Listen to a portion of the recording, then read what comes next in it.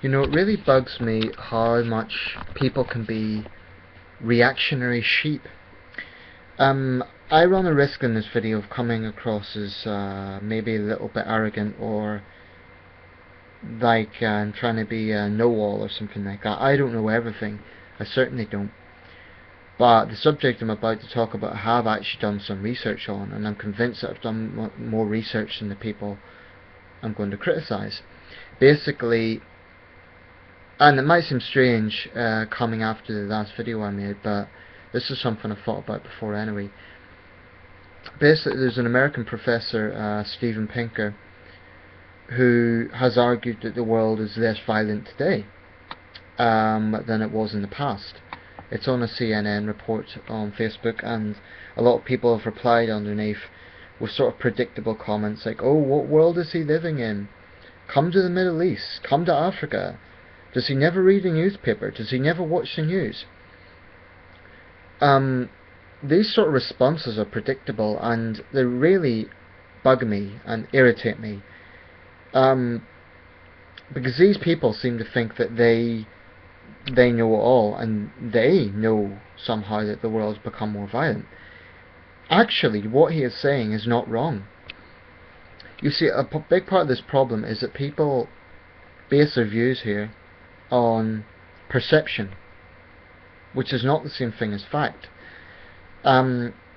Of course, if you open a newspaper or look at any major news network, you're going to see images of war, whether it be Syria or Nigeria or South Sudan or the Central African Republic, Afghanistan, Iraq, so on. And the world does come across as a violent place. And there's certainly parts of the world that are very violent. There's no escaping that. But, you know, war and political conflict tend to make news headlines more than, for example, killer diseases, which actually kill a lot more people.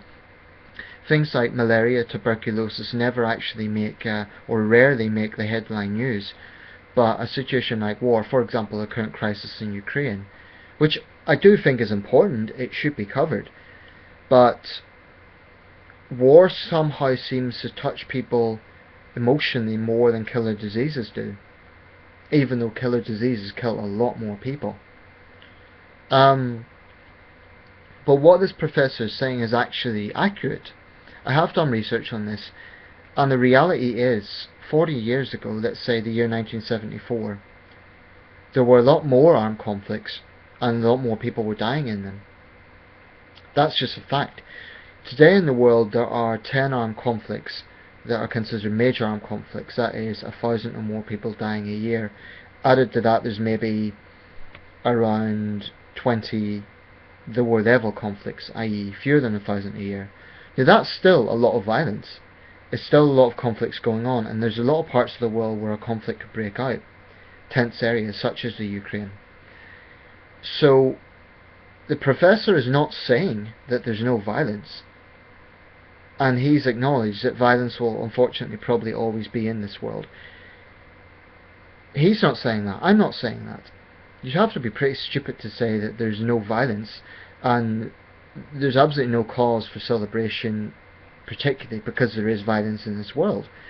But I really wish people wouldn't be so reactionary, because actually, consider this, a lot of violent armed conflicts have ended. Angola, Mozambique, Sierra Leone, Liberia. The Balkans is fragile, but the bulk of that fighting is over.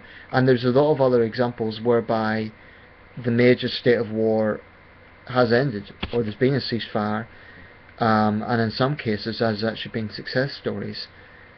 And yet it's true, other conflicts have broken out. But there's absolutely no evidence whatsoever that the world is getting more violent. And when people come out with these sort of claims, I really think they're basing that opinion on headline news. They're not basing it on facts at all.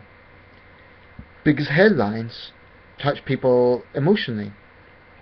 And for me, this is the same as violent crime. If people read in the tabloid press about violent crime happening, then there's this psychological reaction, oh, it's getting worse. But that's a very stupid reaction, because 10 years ago you could read exactly the same thing 20 years ago you could read the same thing. Just because something is reported more doesn't mean that the situation is getting worse or more violent. It could well be that the situation is we're actually getting more interconnected to the world. So things that may not have been reported 20, 30 years ago are more reported. So actually, I mean, in terms of war, for example, the world is more interconnected. The internet is much more powerful now than it was in the past. Therefore, instant news shows these things happening in a way that it wouldn't have done 30 years ago. I don't think the professor is saying the world is peaceful, far from it.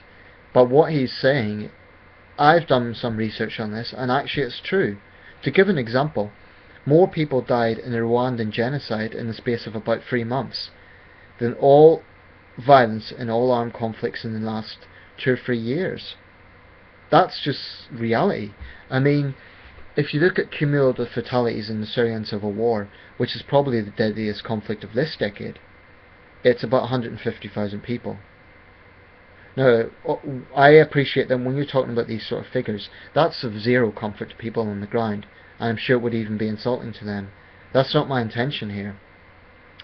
But if you compare that to figures from, for example, the Rwandan genocide, I mean, the problem is it's difficult to talk about comparing one sort of conflict to another because people think you're trivializing one of them. That isn't the case. It's just trying to put it into context that the world isn't more violent.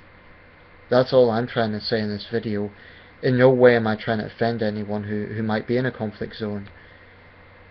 Because it's psychology, you know, if you're experiencing something, then of course you're not going to believe the situation.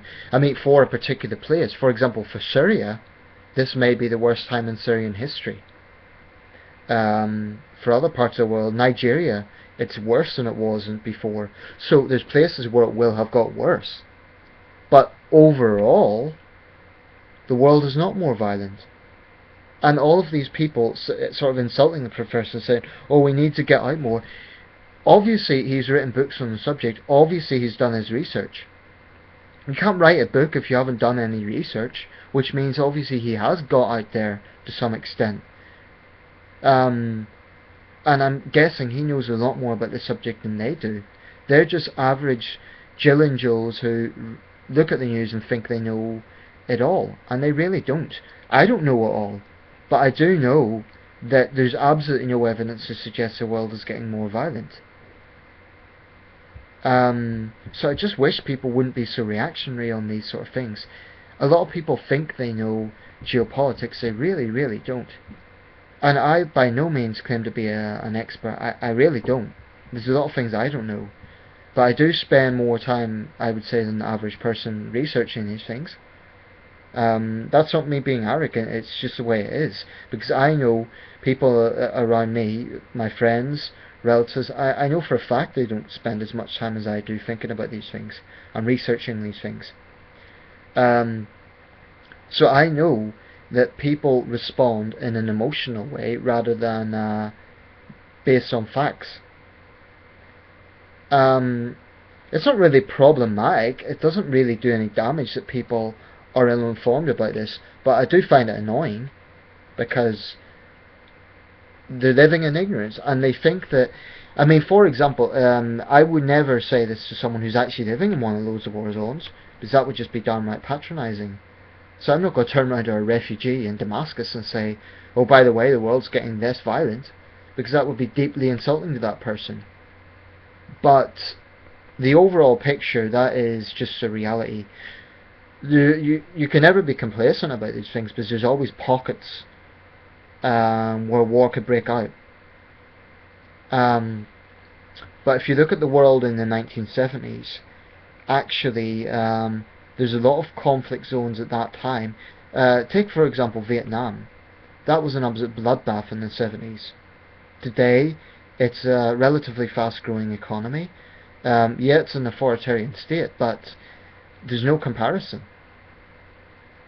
So whilst parts of the world are getting more violent, the overall picture is actually more peaceful. So what the professor's saying is not wrong. And for people to just jump on this and think that he's wrong just because of, like, when they come out with comments that will read a newspaper, that doesn't prove anything.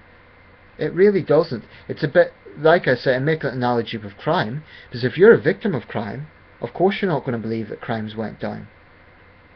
I mean, I know from experience, because I lived in a rough inner city area. I remember at that time thinking, oh, this is out of control, this country's out of control. But I couldn't think clearly because I was under stress, I was anxious, and I was going through a hard time in the particular part of the city I lived in. But that doesn't mean the overall picture was worse. It just happened that I was unlucky to be there at that time. I just wish people would stop being so reactionary. You do see it with domestic crime in the UK. Like, say a particularly tragic stabbing happens, you'll hear people respond, oh, it's getting worse all the time. No, it's not. It's really not. And I just wish people would look at the facts rather than jumping on board and assuming they know everything based on headlines. Because headlines are just a gateway to a story. They do not show the whole picture. And this might seem inconsistent based on my last video, which was about the threats faced by journalists. In one area, yeah, maybe the world's getting more dangerous for front-line reporters. That may be true. But that may only be down to the fact that there's more reporters than there were before, and there's more networks. Or maybe the dynamics of war have changed, whereby the press are targeted more, whereas in the past it would be more armies against armies. So people really need to look at all of these things inside out, rather than just jumping on the bandwagon and thinking they know everything. I'm not claiming I know everything, but I do know the power of perception versus the power of facts. And I am concerned that too many people act on perception